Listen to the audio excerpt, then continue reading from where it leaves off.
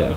So the STFC is the Science and Technology Facilities Council, and basically they're there to manage and control the funding for all of the large facilities in the UK, be that sort of synchrotrons or large computing facilities. And within that, they've given some money to STFC Batteries, which is run by Paul Shearing, and he's put Donal and I in charge of organising an early career research conference, so this ECRC, and this is hopefully the first in an annual series of many years, probably not all organised by Donal and I, where we bring together around 70 early career researchers, which means sort of PhD and postdoc, to present their work and get a chance to meet each other and talk about the challenges faced by being at the early stage in your career where you don't necessarily have easy access to a lot of the facilities.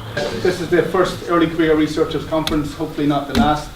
And the point of this was that during the STFC annual conference during the summer, there was some feedback last year that there wasn't enough focus paid on students, on early career researchers. It was more so the more advanced people in their careers. And so we decided to set this up. We got some funding and decided to set this up so that we focus and give more experience to the younger audience. Broadly speaking, our main aim is to try and promote the use of large-scale facilities, the STFC fund, by members of the electrochemical energy research community. So that's whether you're doing HPC work, or neutron work, or synchrotron work, or work using the central laser facility, or whether you just maybe would like to find out a bit more about that. The network tries to facilitate these interactions between universities and beamline scientists, and kind of just try and make these large-scale facilities that are a wonderful kind of facility for UK science, try and make those open and available for as many people who want to use it. People such as yourselves at the early stages of your career, the idea being that it should enable researcher mobility. So if you have some beam time over in the US or in Europe, or you want to have a colleague come over to visit you at your university in the UK from a facility internationally, then you can apply for the STFC Futures Early Career Award. We've made 29 awards to date, and there are a number of people that have taken advantage of these awards already that are speaking in this meeting over the next couple of days. I've given a poster presentation. It's by far the best poster we have here, so come and check it out. You're going to win a prize. It's focused on other electrochemical devices. When you go to some of the larger conferences like MRS or some of the ECS events, you can get quite swamped and quite sort of overwhelmed by the kind of plenary talks, professors showing you what is essentially decades of research condensed into 20 minutes. And I think that can be quite intimidating for an early career researcher. And what you want is to be able to interact with people who are saying, I'm just starting out on this. I'm just starting out on tomography, for example, which has been a running theme of the week.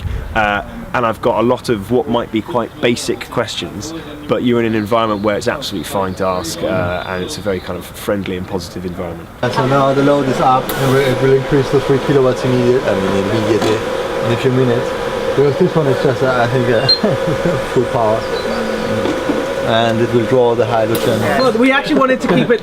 We wanted to make it seem as though it was really accessible. Like, it's the everyday man's technology. It's almost as if you could just build that. That's the point. If you can buy a fuel cell on eBay or whatever. Oh, would you like some mulled apple juice? Actually, these are running on the fuel cell. I see. So, Chloe, would you explain to him a little bit about our fuel cell system, yeah? And you have some mulled apple juice, yeah?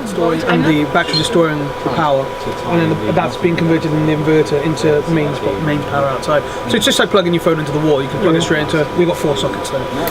We built one of the Imperial as well, so that's how when it came, it's like, oh, they have a trolley too. Yeah. Which one's better though? Well, my opinion might be a little bit better. That's all. Now somebody drink it and bigger, I have to say. It's quite a lot of work. I think it's an excellent experience. I got to see exactly what is behind every conference. I think of more of an appreciation for all the finer details in a conference. I think if anybody was thinking about doing it themselves, I would encourage doing it with a partner. So Sam was a great help in this case. I thought what was unique about it was that it was a very comfortable, relaxed atmosphere.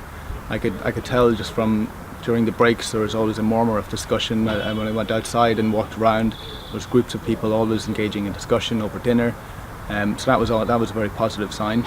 I've got some feedback already that people said that they were very comfortable in it. Some people never spoke in front of a large audience before and did very well in this case, and some are kind of used this as an excuse to prepare for larger conferences, to get rid of the nerves, wean out kind of things that they don't like about their speech or how they present, and to get feedback on their talks. So I thought it was a pretty good success. I am going straight to bed.